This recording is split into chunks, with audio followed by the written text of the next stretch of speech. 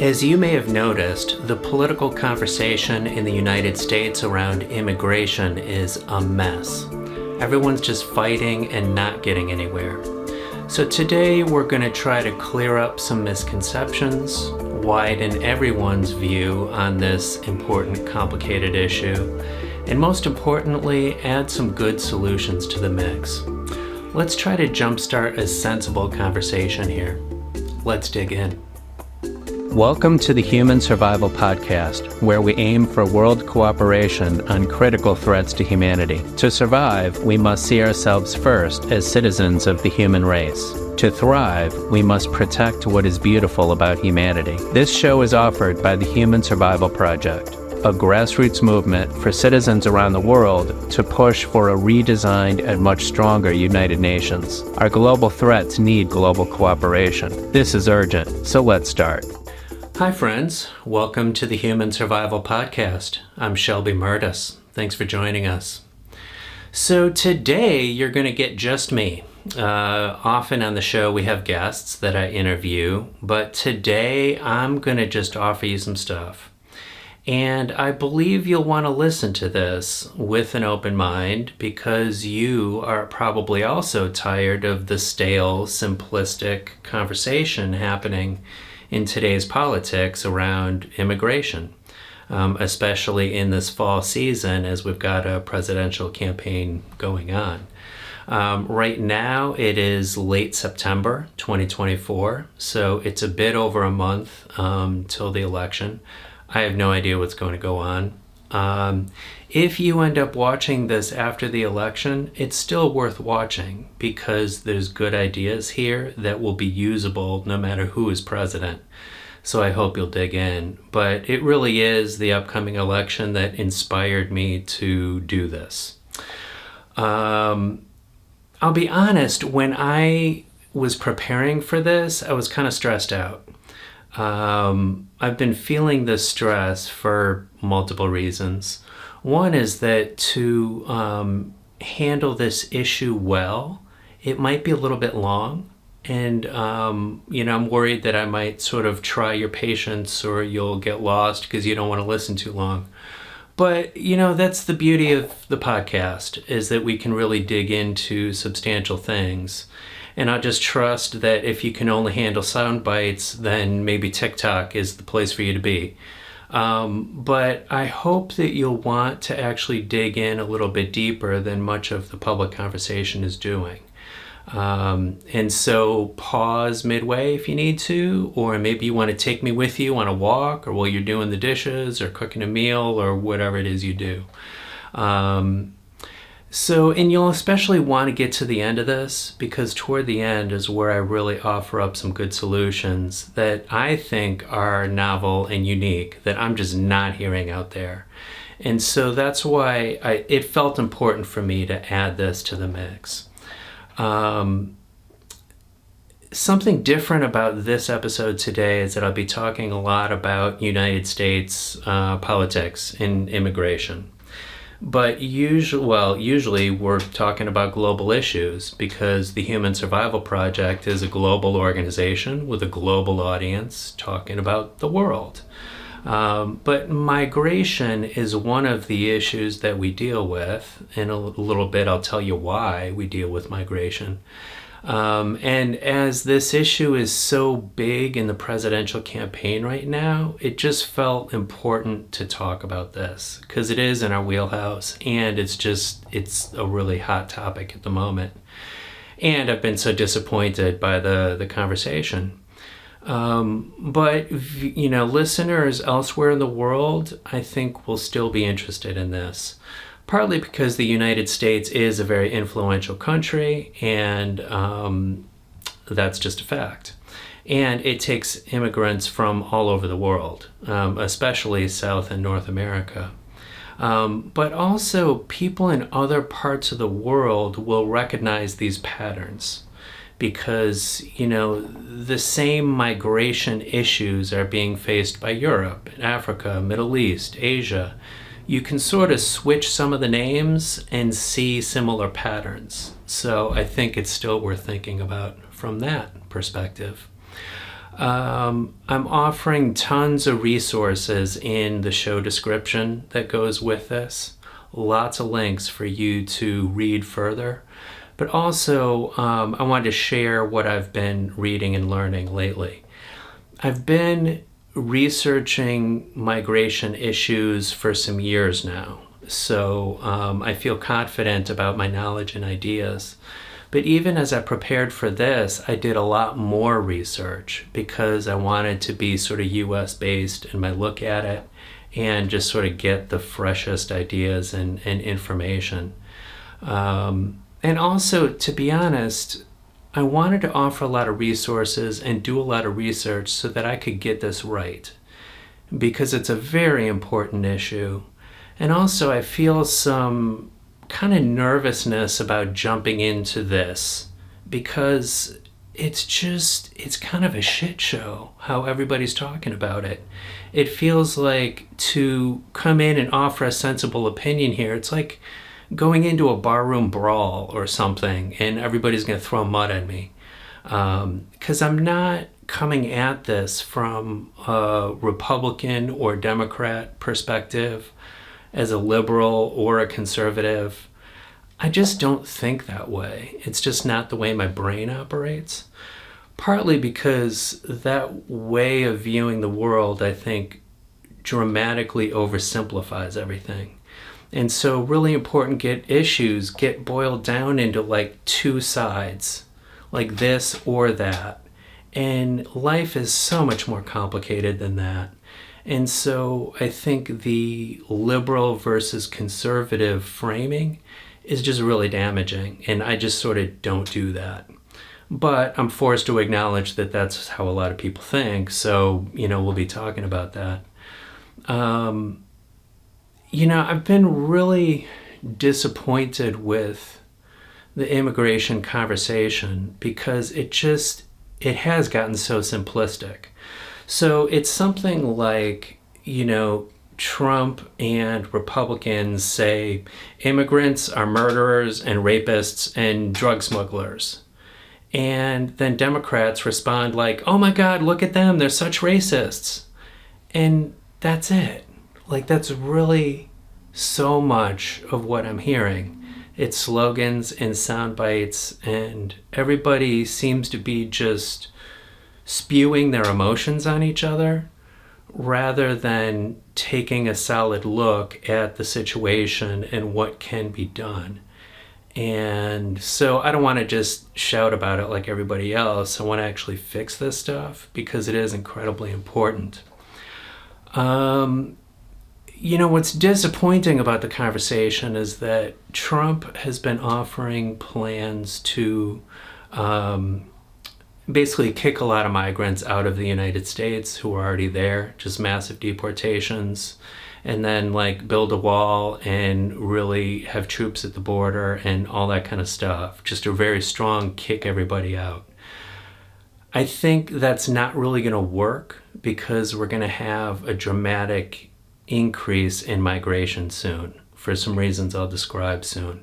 So I really don't think that approach is going to be feasible. Even if you think it's the right thing, I don't think it's going to work. And I'll dig into that soon. But then Democrats don't seem to be offering an alternative either. So I think they're sort of losing this debate in the public eye, and they're not really, their views don't seem coherent to me.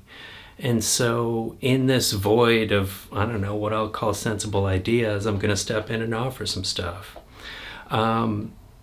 What's been problematic about this conversation is that so many people are arguing over whether migration is bad or migration is good. And the two sides are just butting heads. Is it good or is it bad? And it seems to be a fight over values, but not enough preparing for the future, because we have a really intense future coming our way that we have to get ready for. So I don't want to just fight over whether it's good or bad. I want to just look at it and solve it, As I talk here, I'm not going to preach to the choir. I'm not, I want to talk to everybody of all different perspectives. So I'm not just going to talk to people who already agree with me. And I think my views here are unique. I'm really hoping that everyone will just widen their view of the situation, take in some new information, and really think about solutions. So, my very quick summary of my stance that I'm going to describe here is that we need a compromise, but that's also the best solution, which is very strong border security, combined with increasing the number of immigrants who are allowed to come in legally. And these two things go hand in hand. And it's not just a political compromise. I think that's actually what's going to work best. So let's just look at what's coming at us and just look at the situation, future trends that we can expect. So climate change is happening, and it's going to get worse. Right now, the Earth is the hottest it's been in 125,000 years, since long before human civilization began. So human civilization, and especially agriculture, happened within this sort of sweet spot that happened to allow us to grow food and create settlements and villages and cities and all that. Basically, society happened in this window of climate. And so if we get hotter than that, it's going to cause starvation, hardship, and migration, as you'll see. Now, I know that different people have different views on why climate change is happening. You may or may not believe that it's caused by human activity. But regardless of that, it is happening. We are seeing it. So there's wildfires all over the world, more than we've seen, in California, Canada, Europe, Australia, elsewhere. There's more floods, there's more storms. We even see Miami flooding, even when it's not storming. We're all witnessing wacky weather that's just different than we used to see in past years. And so even Republicans who used to claim that climate change is not happening, they're usually not saying that anymore. They might have differing beliefs on how to handle our energy or fossil fuels or renewables or whatever, but very few people are now saying that climate change is not happening. So let's just trust that it is. And so the path that we're on, based on current trends, is that we'll see a lot more people moving, a lot more migrants in the world. So already we've got tens of millions of migrants on the move worldwide. And some of those are moving because of farming getting more difficult, and they can't make a living at that, and they have to move. That's a portion of it. But that will become much more. So there's studies showing that by the year 2050, we could have 1.2 billion people on the move. That's billion with a B. So a billion is 1,000 million. It's really a lot of people, compared to our 8 billion people on Earth right now. So 1.2 billion people moving would be 10 times our current number of refugees in the world. And then by the year 2070, 19% of the Earth will have temperatures as hot as today's Sahara Desert. Very, very few people live in the Sahara Desert because it's almost unlivable. So, if 19% of the Earth gets that hot, that's now home to 1/3 of the human population. So you might picture a band of red around the globe, along parts of Mexico, Central and South America, Africa, the Middle East, parts of Asia. I've mentioned these years, 2050 and 2070, those are just comparison points in the research. But it's not like we have 3 decades and then it'll happen, or we have 5 decades and then it'll happen. It's going to ramp up through there. So basically the tens of millions of people moving right now is just going to gradually ramp up and ramp up and ramp up. Now, on top of the climate change, there's growing water shortages around the world. Some of that is related to climate change, but some is not, because humans are using too much water, including groundwater. They're overpumping the aquifers, often using it for farmland or industry. And humans are polluting what fresh water remains. And so with this growing water shortage, we might see food shortages, starvation, wars over water, failing economies, failing governments, etc. And so that could make even more people on the move. So right now in the United States, in this immigration conversation, I think a lot of people are just thinking about right now and what they want right now and the situation right now. But to be responsible, we have to think about the future. So imagine, we're already as a country struggling with this immigration issue and how to solve it. But imagine the scene as the numbers grow to where we have 10 times today's, migrants, or 20 times what we have today. And imagine as the desperation builds and people are more desperate to move and get out of horrible conditions. So all this is why the Human Survival Project that I work for considers migration as an existential threat. We put alongside the other issues we deal with, like climate change and the destruction of nature and pandemics and nuclear weapons and artificial intelligence and inequality. And, there's these very serious issues that could create chaos in the world and really destabilize governments, destabilize economies, and cause massive suffering on a scale we haven't seen. Migration is one of those things, because if we have a third of the human population that has to move and we don't plan for it and manage it, we're really going to have serious problems.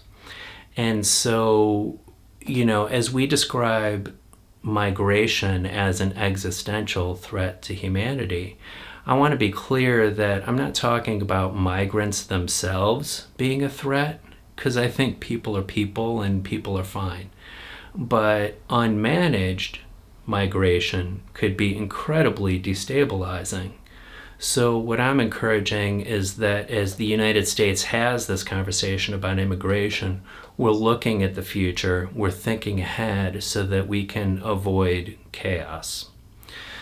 So what does all this mean?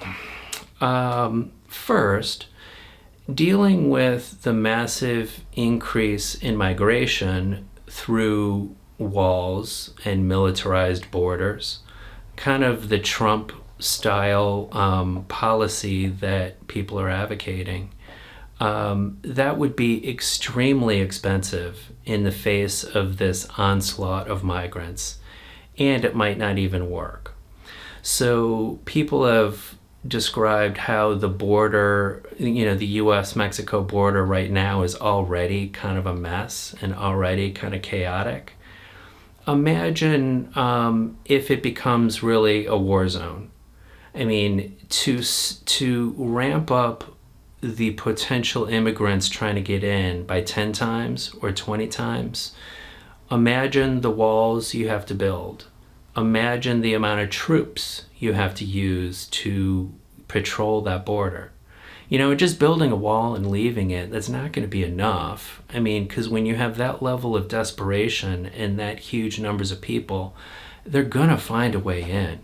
They'll climb the wall. They'll show up with blowtorches and cut holes in it.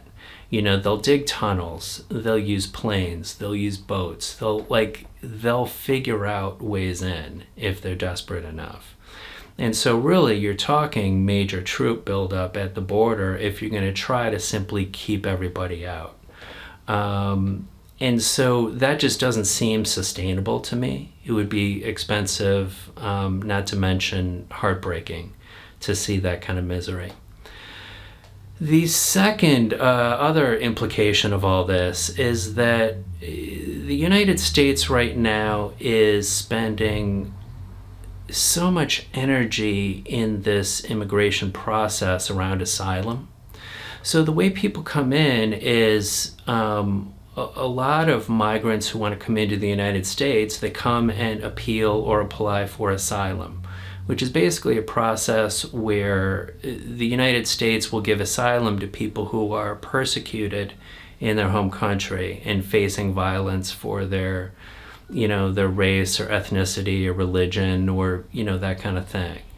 And so there's this huge amount of resources spent determining, like, if a migrant's situation is bad enough or the right type of bad. But we're now facing climate change and potential food and water shortages and other kinds of misery and economic collapse. It's like, do we want to spend all the time and resources on saying, like, okay, we're going to care about this person and their death and suffering from persecution, but not this person and their death and suffering from starvation due to climate change and water shortage and war and economic collapse. It's like you're sort of parsing hairs on, like, what kind of suffering is legitimate suffering. It's kind of crazy making. And, you'll see in a few minutes as I talk into it that we actually can welcome more migrants and not have to do all that sort of stuff if we can let other reasons be legitimate grounds for coming into the United States.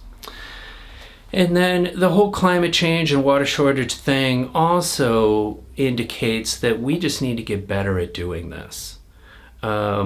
We in the United States and Europe and other countries, like, we all just need to get along.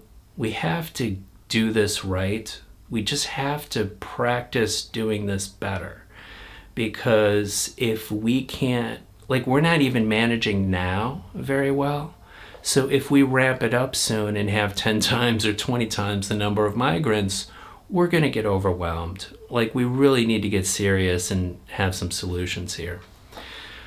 So, what can we do about all this? In the next little while, what I'm going to describe to you is sort of a game plan around all this. And I'm going to describe why the United States actually needs more immigrants. I'm going to describe why these immigrants are not as bad as people say. There's some research about how they're not all criminals and they're not going to steal jobs and they're not going to hurt our economy and, like, all this stuff. But I'm going to approach that with some facts and some actual information. So I hope that you'll listen to that with an open mind.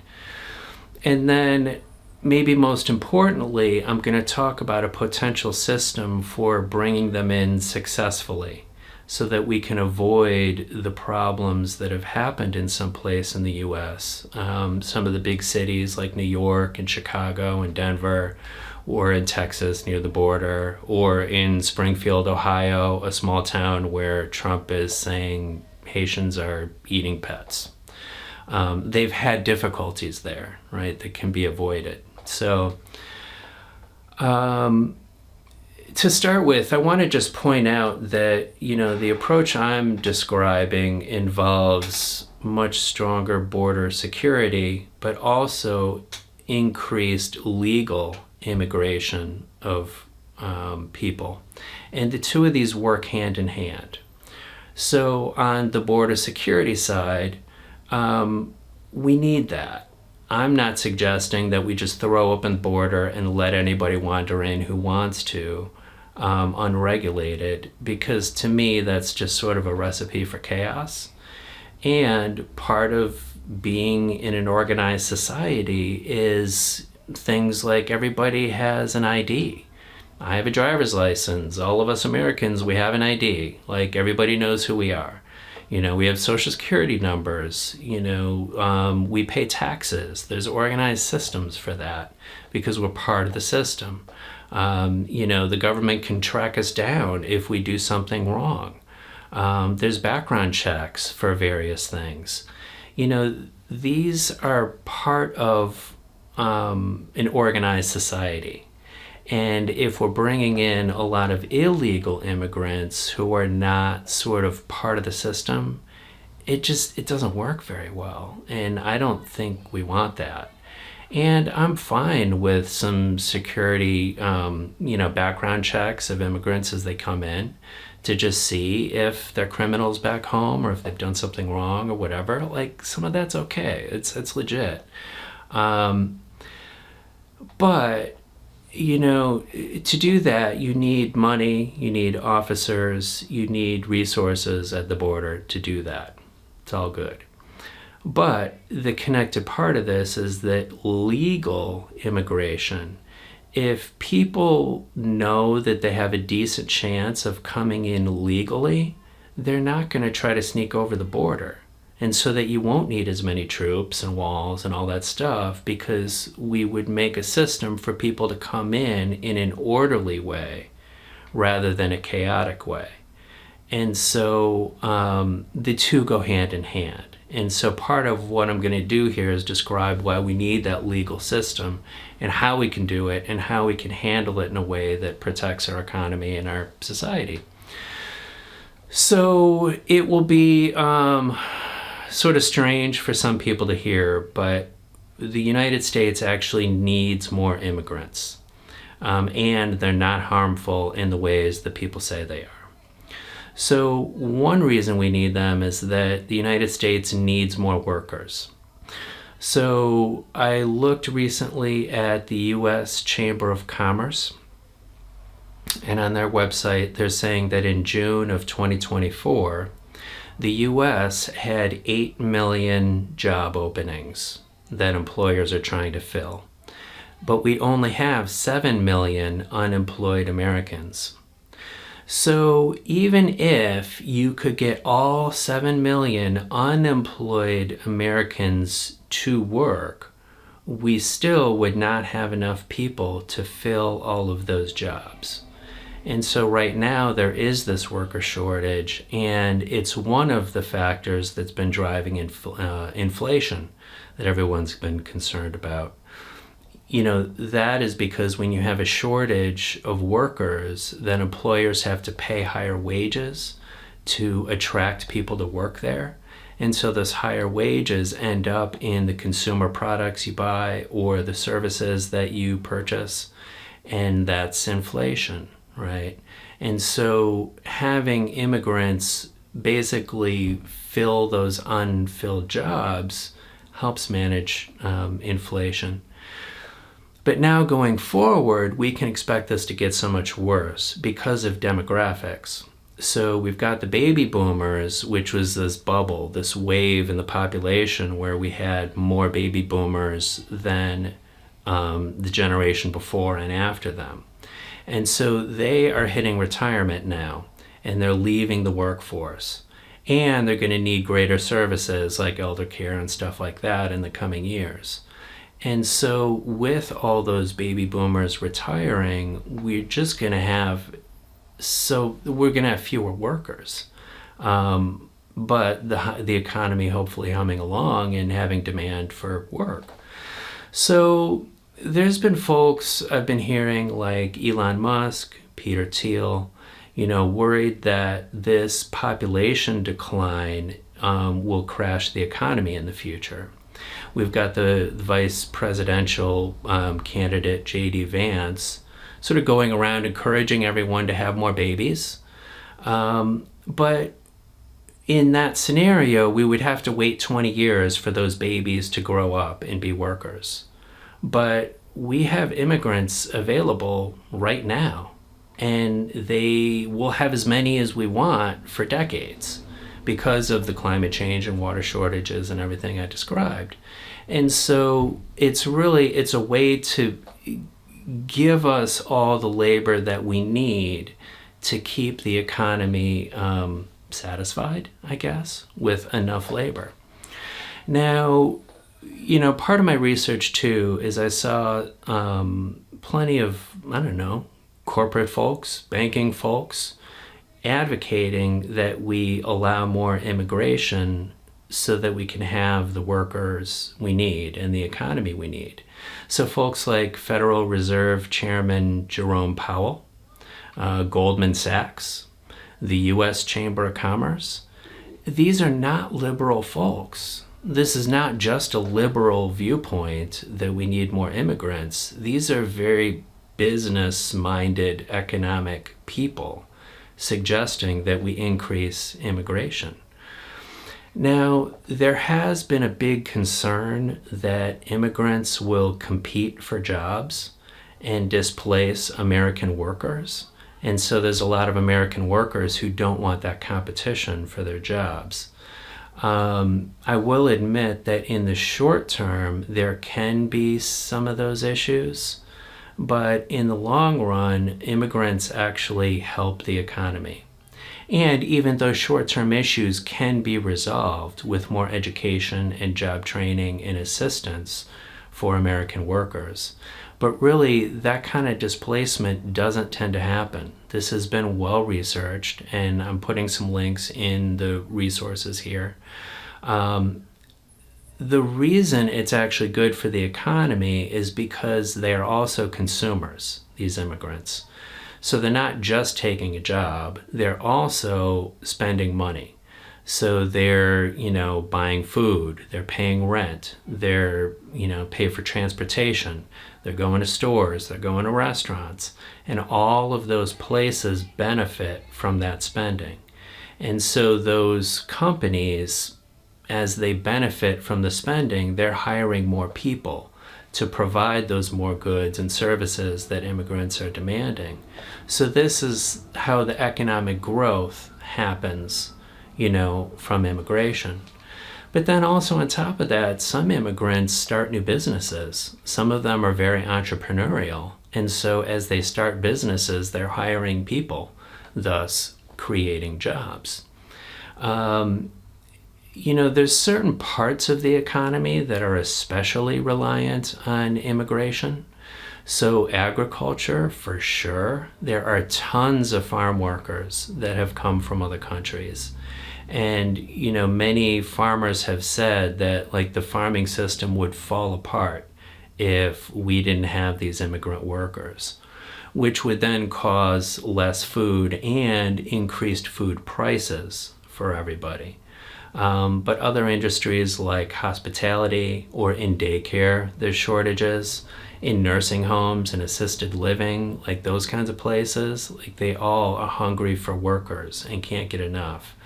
And the last one, the nursing homes and assisted living and such, those will be even more important as baby boomers get older and need those services at some point. And so we're just going to need the immigrants to handle those jobs.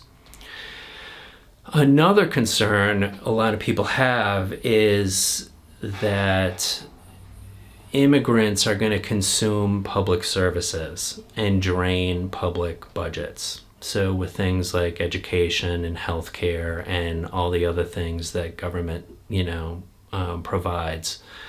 I've heard people say that immigrants are going to drain the welfare system and they're all going to be on welfare and such. And it just doesn't happen. That also has been well researched. And that's because immigrants are paying taxes, especially if they are here legally in a systematic way. I'm just going to apologize if you hear my cat making sounds. I apologize. I'm just going to keep going and, we'll deal with it. So the taxes that these immigrants pay offsets whatever public services that they use. So we're talking healthcare programs or their kids being in school or, roads or infrastructure and all that kind of stuff. I saw a study, I'll put in the resources, by the Cato Institute saying that immigration is a net positive for governments.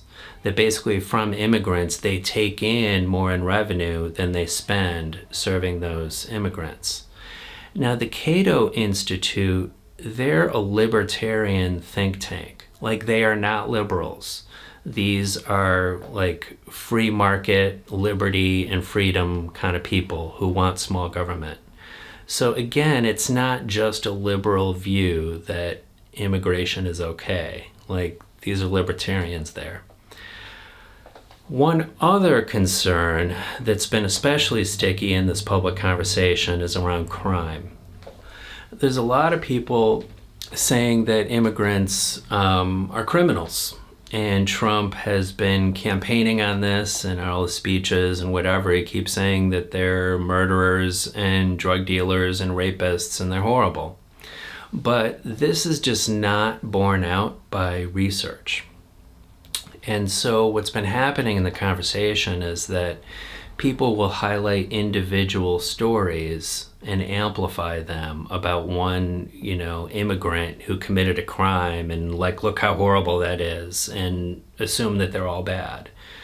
But really, the research is just not showing that. And I did a really solid look around and found a bunch of studies finding not only that immigrant crime is not a problem, but that actually immigrants commit crime less than the American population, which I found fascinating. And so there's a couple ways that they look at this mainly. One is comparing in time, where you can see ups and downs over the years in the number of immigrants in the country.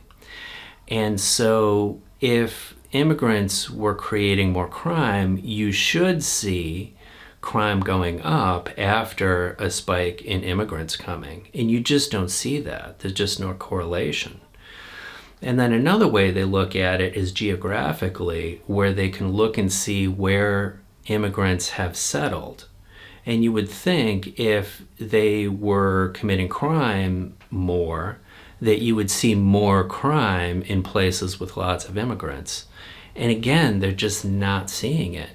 They've even looked around recently around these shelters where migrants have ended up. Like, for instance, New York City, they've got these shelters where they'll fill up an old hotel or whatever with these immigrants. There's not more crime around these places. It's just not happening. And so in the resources, I encourage you to look at the studies by Stanford University and the Brennan Center for Justice. The article by Brennan is very, very good because it also compiles many, many other research studies that they've looked at. One of those studies, actually, also by the non-liberal Cato Institute, looked at Texas, and where, it's on the border and there's been a big concern about impacts of immigrants there. They have found immigrants are less likely to be incarcerated than the native-born population, sorry. So anyway, there's just all these people who have just noticed that immigrants commit crimes less. In my research, I did take a look at the Heritage Foundation. They are a more Republican conservative think tank that puts out a lot of material. I found what seemed to me a disingenuous use of numbers that concerned me.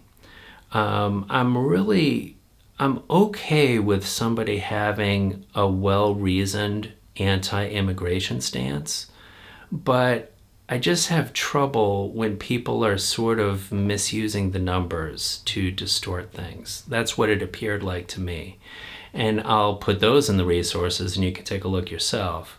But, the Heritage Foundation is often quoted by a lot of people in the Republican realm to, promote these ideas that immigrants are criminals. But they said in this article that there was a Department of Justice report revealing that 64% of federal arrests in 2018 involved non-citizens, despite non-citizens only being 7% of the population at that time. So you compare these numbers stated that way, you're like, oh my God, immigrants are only 7% of the population, but they're making 64% of the crime? Oh my God, huge amounts of crime. That's how the article was framed. But I actually looked at the numbers they're using. They're including immigration-related arrests in that 64%. So it's not that those people are off, committing murders and rapes and like thieving and whatever else. They just got busted for coming in illegally. And so that's like a different issue. I mean, yeah, you can call it a crime. Of course, it's illegal to come in illegally, but that's not a violence issue. That's not like an impact on society. And so they're sort of like mixing the two in a way that was just, I don't know, it didn't seem fair to me. But then that gets repeated and repeated and repeated.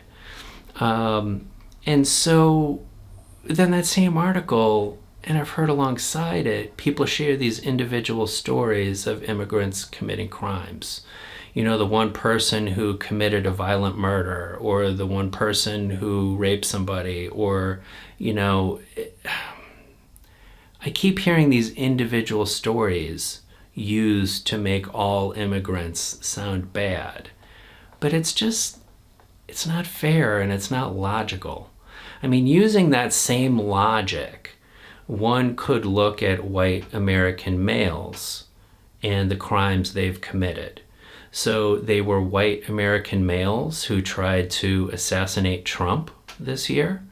There's white American males that commit mass shootings. There's white American males doing the school shootings. And like, these crimes I don't take as a reason to kick all American white males out of the country. Thank goodness, because I am one. And so I'm happy to stay here because I love my country. But there's no calls to banish white males for their violence, even though there are these stories. And so a better way to look at this is I am all about security and safety. I hate crime as much as anybody else, especially violent crime. But the way to solve that is not to block out all immigrants. The way to solve that is to invest in police and prosecutors so that you can arrest the bad people and put them in jail, no matter who they are or where they're from. That's a better way. Fast forward a couple days, we're now editing this episode, and I want to just insert this quick thing about fentanyl. And we'll link you in the show notes to a new article that just came out about it that's very enlightening in the New York Times. So fentanyl is a powerful opioid painkiller that's been responsible for a lot of really tragic addiction and overdoses around the United States and elsewhere, of course. And the fentanyl epidemic has been blamed on illegal immigration. And Trump and others have said that we need to stop immigration in order to stop the flow of fentanyl into the country. The thing is, in this article that I'll share with you, it's Americans smuggling it in. So the Mexican drug cartels have been recruiting American citizens to go back and forth across the border. Because they're American, they receive less scrutiny as they're entering the United States. So what the Mexican cartels will do is they'll recruit these people, pay them a lot of money. These Americans drive down over the Mexican border to pick up the drugs. And often their cars are sort of rigged up to have little hiding spots within them. And then they drive back into the United States, and then there's cartel people there that go sell the drugs. So it really goes against the statement that stopping immigration is going to solve fentanyl, because it's just happening through a different process. And it kind of makes sense when you think about it, because it wouldn't make a lot of sense for drug cartels to send the drugs with people who are trying to immigrate into the United States and go live there, because it's such an unpredictable process. When people go to the border, they don't actually know that they're going to get in. And if they do get in, they're actually presenting themselves to the Border Patrol to ask for asylum. And so it doesn't make a lot of sense to carry drugs and then say, hey, officer, here I am. They might be detained, things might happen, so it would just be more unpredictable. So they found this process of having Americans bring it through. So I just wanted to share that with you. Now back to the rest of the episode. And keep listening, because we're about to get to solutions. All right. Now I've heard some additional problems about immigration talked about that I will admit they are actual problems, and we do have to deal with them. And I would encourage people who have a more pro-immigration stance to actually dig into these problems and solve them, and admit that they're problems, and actually deal with people's concerns, which are legitimate. So for instance, there's been these situations in the United States, especially in some sanctuary cities or in the state of Massachusetts, where I'm from. There's some places that have been more pro or immigration friendly, and so immigrants have ended up there. There's been times where they've been sort of lingering in shelters, kind of lingering around on the streets, sort of causing, I don't know if chaos is the right word, but changing the character of the neighborhood and the community. They're just sort of lingering around, and they're in shelters being paid for by the government for a long period of time. The problem there, though, has been work permits. Is those people, they want to work, but they're not allowed to work for several months until they get a work permit. And so that's why they're going to be dependent on the government to stay in a shelter, and that's why they're sitting around with nothing to do, is because they're not allowed to work yet. So if we could solve that problem and instantly get them to work, then they could start benefiting the economy and paying taxes like we've talked about. There's been other cases where some people have received too many immigrants at once, too quickly. And so it's not really an issue of immigration being bad. It's just that it was poorly managed and happened too quickly and overwhelmed a city or town. So this happens in smaller towns. Springfield, Ohio has been in the news a lot, and poor Springfield, because they're probably not enjoying all the attention.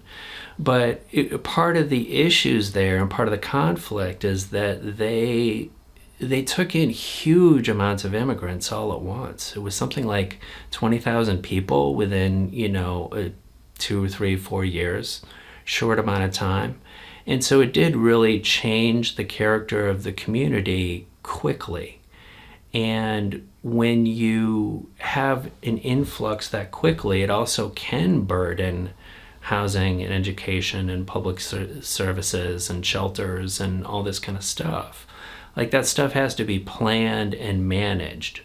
And then in our bigger cities, we've seen problems also where you've got such a huge number of people, it adds up to big expenses. So some cities are now spending millions of dollars dealing with this problem.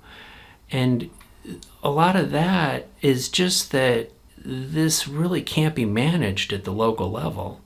I mean, towns and cities are an important part of this, but they need support by the federal government that can afford to cover the cost of these things without crashing city governments. And so if the Congress would kind of get its act together and fund this stuff, it would be entirely manageable. So the way to deal with some of these problems is to direct immigrants strategically to where they're needed. So, as I was looking at the U.S. Chamber of Commerce data, they show state by state where we've got worker shortages. And there's a lot of differences state to state. It's not like the country is all the same.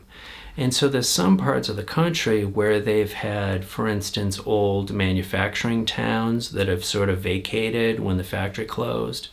where there's just boarded up storefronts, there's empty housing, there's, places like this, they can really benefit from the influx of workers to both work and create business opportunities, because businesses will follow the labor. They can use up that housing, they can use the storefronts, they can sort of bring vitality to a town that has struggled.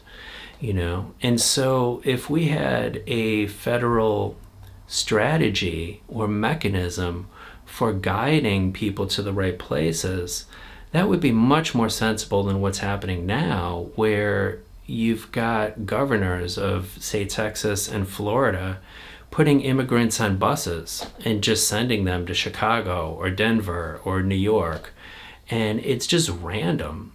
And so it's overwhelming those places, but there's also no strategy to it. And so there could be a program to really put people where they're needed. And, you got to pay for states and cities and the things that they're going through. And so that if they do have an influx of kids in the schools, you can pay for that. So you can hire a few more teachers. You can, build onto the school. You can open a new school. You can do that stuff, especially if we plan ahead and start doing that stuff. Like, don't wait for a community to get overwhelmed and then try to fix it. Actually plan ahead, build the infrastructure, build the schools, build what you need so that we can handle those people and have the federal government pay for it. A big part of this is also services to integrate immigrants into society. So instead of just being like, okay, good luck, we'll see ya, you can really integrate them so that they harmonize with the U.S. society. So teach them English. That will help them integrate in society and be better workers. Give them job training, get the kids in school, help them find a place to live, help them figure out what they need. And that way they integrate quicker. And so you don't have these sort of growing pains that communities are having. Just let them be part of society, and then they'll be quickly working and paying taxes and all that stuff. The other thing that has to be done is build housing.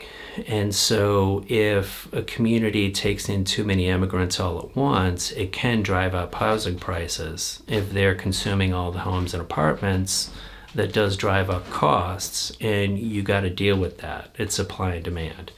But that's an issue the country already needs to deal with.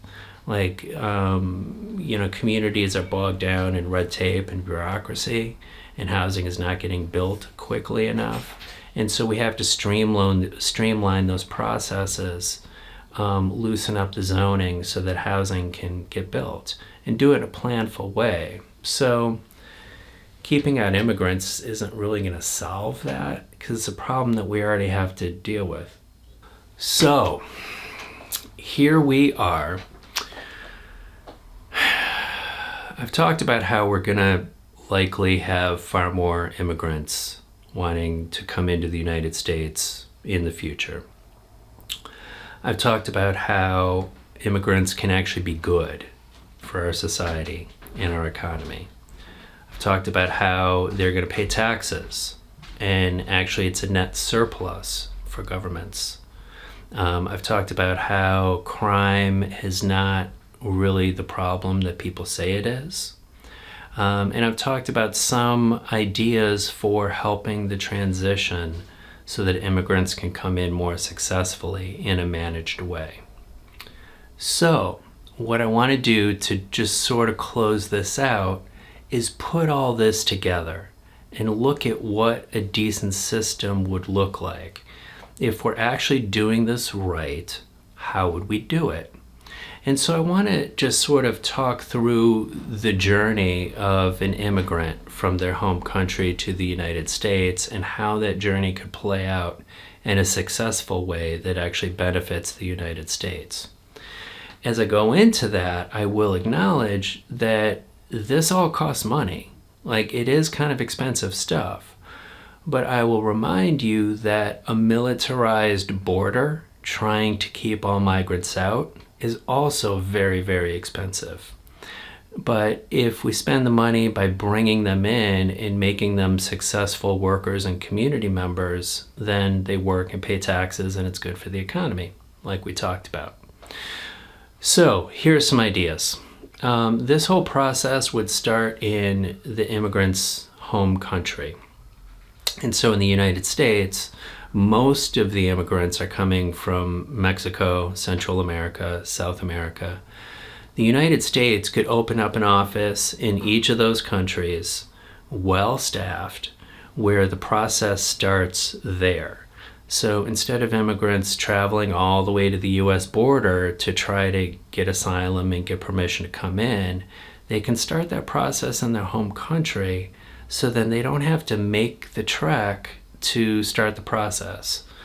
I know the government is starting some systems like this, and so it's underway. It just needs to get very ramped up.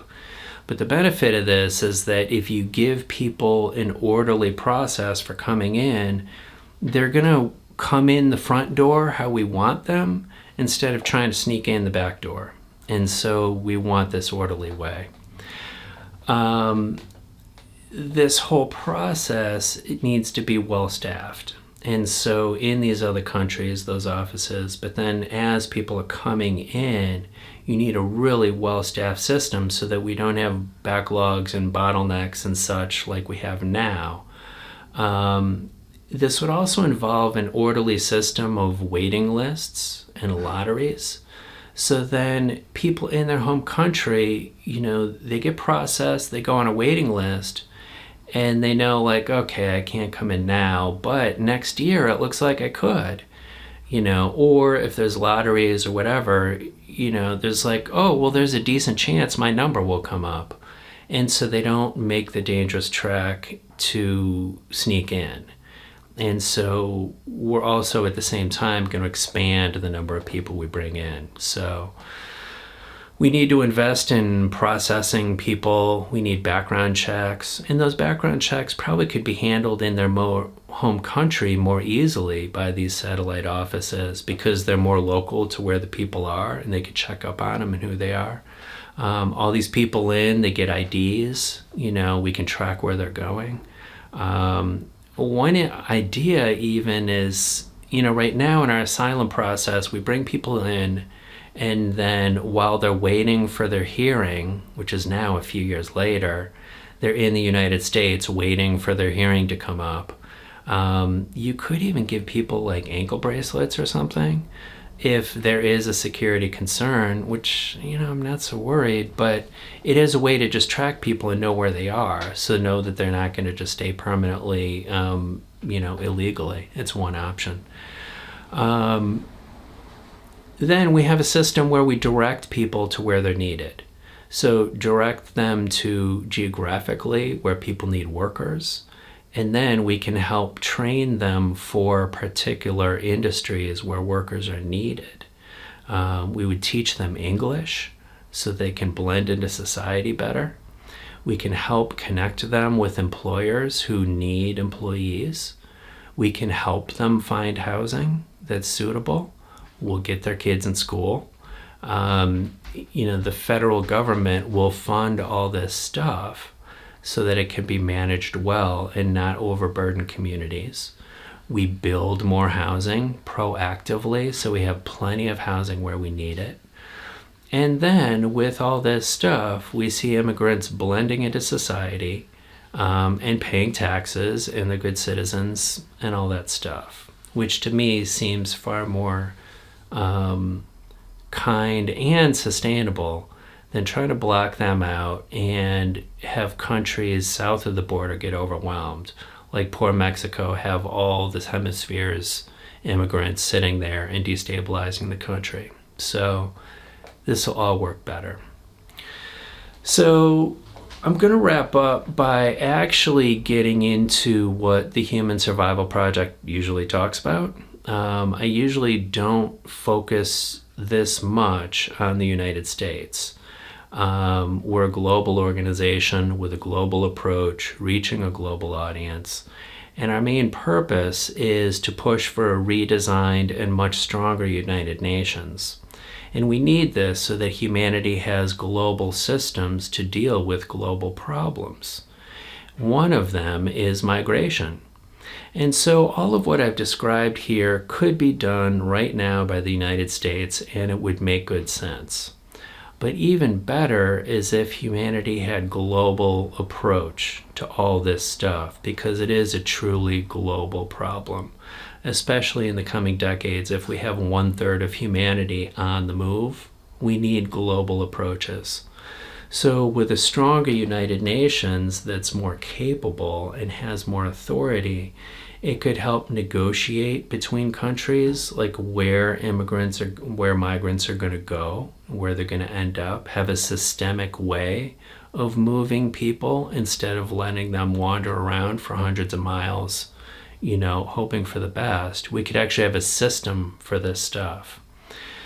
Part of that system would be to pay countries who are taking in immigrants to help them with the costs of integrating immigrants into their society.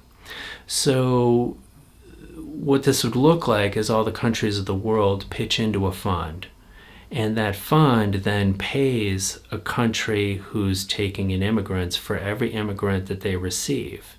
And so that money helps with all these transition costs I've described, like the building more housing, or the educating kids, or the healthcare, or the job training, or teaching people the native language. That stuff can be handled by a world fund. And so what that does is it sort of spreads the burden around the world so nobody gets hit too hard. It ends up almost like insurance, where the concept of insurance is to spread risk among, the thousands or millions of people buying insurance. That's a way to spread the burden, with a global system like that. And then a more capable United Nations can help us better deal with the poverty and the war and the resource scarcity and the climate change and all that stuff that are drivers of migration. Try to help those poor countries that are struggling, help them be more stable so that migrants aren't forced to move out of them. And so by doing that, we can slow down the flow of migrants to a manageable level so that we don't have huge surges and huge spikes in populations moving all at once, so that we can do all this stuff we have to do to manage it. So, wow. Well, that's what I wanted to share with you. And I managed to do it in about an hour, which feels successful to me because there's a lot to this. I'm grateful for you spending some time to listen and learn with me. I hope that it's been helpful. I hope that you're seeing that the polarized conversation in the United States, the Democrat versus Republican, the good versus bad, it's just not working and it's oversimple. I hope I've provided something helpful here, hopefully a new way to look at some of this stuff. If you agree, if you benefited from any of this, I highly recommend you share it with someone. I would love to just see these ideas spread around, and that's why I'm offering it, is really to just get good ideas out there. So please think about, do you have friends or coworkers or family or anybody who would want to hear some of these ideas? Share it on your social media, all that good stuff. I'd be grateful for anything like that you can do. I also encourage you to look at the resources that we're providing in the show notes, and that's a place for you to learn more and learn deeper about all this stuff. And I hope that you'll be with us in future episodes of the Human Survival Project. The Human Survival Podcast. Same thing. All right. Thanks so much. We'll see you soon.